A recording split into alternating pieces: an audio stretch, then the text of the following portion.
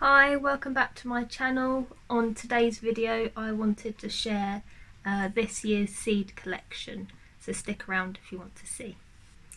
Just take a wild guess what other flowers I'll be growing. It's pretty obvious because I was obsessed with them last year, and that's the sunflowers.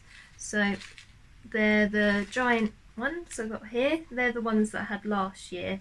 I'm running really low and I can't find the same ones. They were from B&Q and they just say sunflower giant and they're from Verve. Can't find them in B&Q again, so I just bought some more from Dobby's, which is the garden centre up the road, and I got the Russian giant ones instead. So hopefully they're just as big and productive as last year, because I really enjoyed growing the sunflowers. Moving on to another favourite from last year's is probably the Halloween pumpkin that I grew. It was massive and it produced, I think it was 3 pumpkins in the end, just from one plant, and it was very fast growing.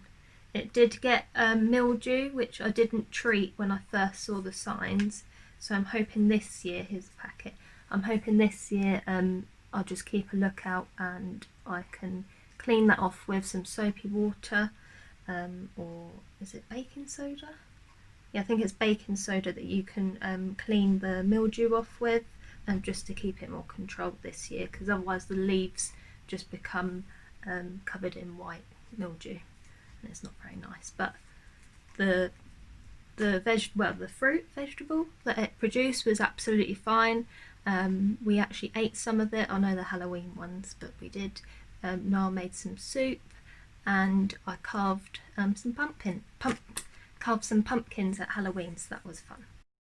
Moving on to tomatoes. So these 2 varieties are actually for baskets or containers. I got some yellow ones and some small red ones. In the post I do have some moneymaker ones coming, which are the ones I grew last year.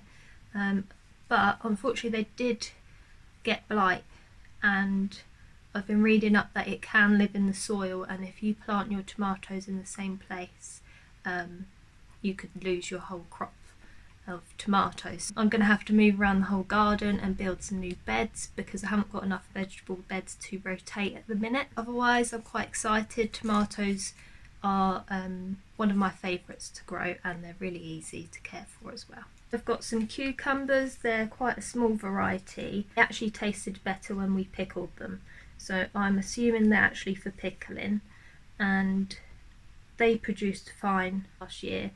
I would say make sure you know what variety you're getting, because some are better in greenhouse and some are better outside, and some self-pollinate and some don't. But this variety was pretty simple and easy, again just from Verve. New crop that I haven't grown yet, but we want to grow this year, is courgette or zucchini, depending where you're from. Courgette is always in my diet.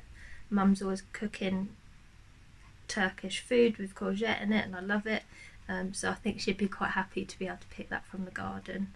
This is just Thompson & Morgan and it says courgette on it. Next up, this is Niall's part of the garden, which is he looks after the herbs. Well, he's going to, because I taught him last year.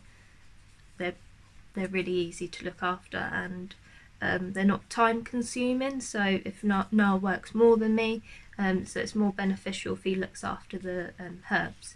So already in the garden, which they're perennials, I've got sage growing, which has gone absolutely crazy, and I've already dried loads and used it in cooking, or you can use it as like a sage smudge, you know, if you're cleansing your rooms, smoke it out, whatever you want.